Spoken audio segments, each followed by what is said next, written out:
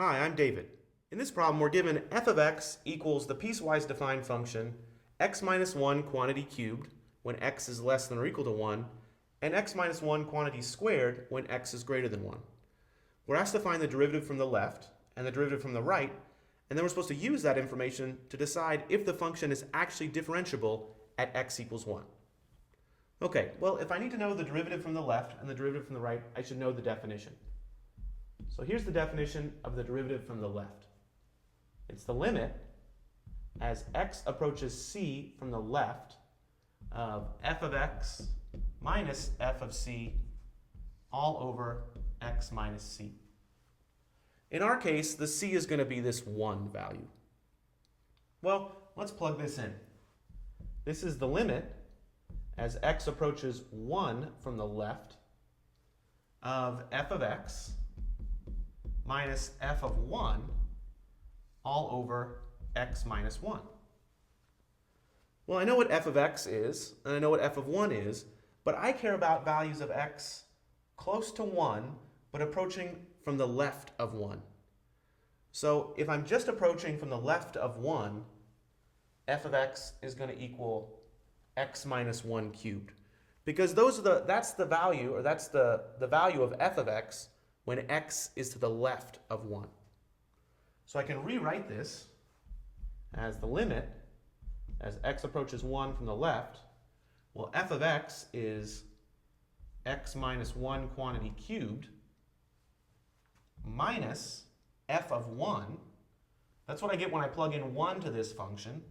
That's 1 minus 1 cubed all over x minus 1. Well, 1 minus 1 cubed is equal to 0. So I can ignore that minus 0 right there. And I really have the limit as x approaches 1 from the left of x minus 1 cubed over x minus 1.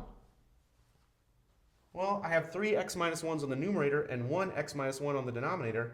I can say that this equals the limit as x approaches 1 from the left of, well, x minus 1 quantity squared.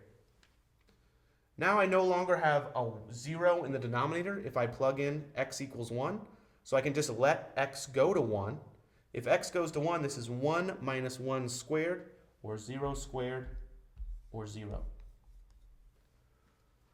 So the limit as x approaches c from the left of this function is 0. So the derivative from the left is equal to 0. Well, now let's do the same thing from the right. From the right, I'm going to have almost the exact same formula, except instead of approaching from the left, I'm going to be approaching from the right. So I've got the limit as x approaches c from the right of f of x minus f of c all over x minus c. And again, I'm using c equals 1. Well, this equals the limit as x approaches 1 from the right of f of x minus f of 1 all over x minus 1. So now the question is, which f am I using? Well, again, I go up to my piecewise defined function, and I see that I'm considering values of x to the right of 1. If x is bigger than 1, then I'm going to use this function, the quantity x minus 1 squared. Again, because I'm thinking of values of x bigger than 1. So this equals the limit as x approaches 1 from the right. Well, f of x is equal to, in this case, x minus 1 quantity squared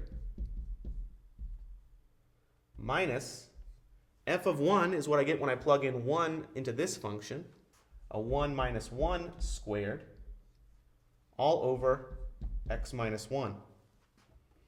Well, again, this 1 minus 1 now squared, over here it was cubed, but this 1 minus 1 squared is equal to 0.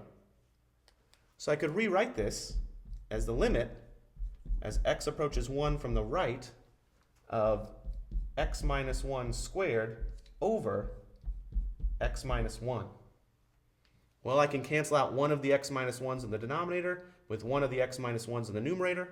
And I've got that this equals the limit as x approaches 1 from the right of just x minus 1.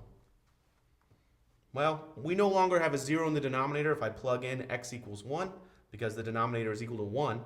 If I plug in x equals 1, I have 1 minus 1, which is 0.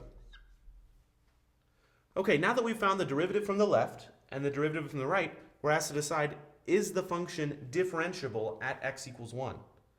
Well, its derivative from the left is the same as its derivative from the right. In other words, the limit as x approaches c of f of x minus f of c all over x minus c, the two-sided limit, that equals 0. Because the limit from the left and the right equals the same thing. Therefore, f is differentiable at x equals 1. And that's it. So if we can find the derivative from the left and we can find the derivative from the right, they both exist and they equal the same value, then the function itself must be differentiable at that value. Thanks for watching.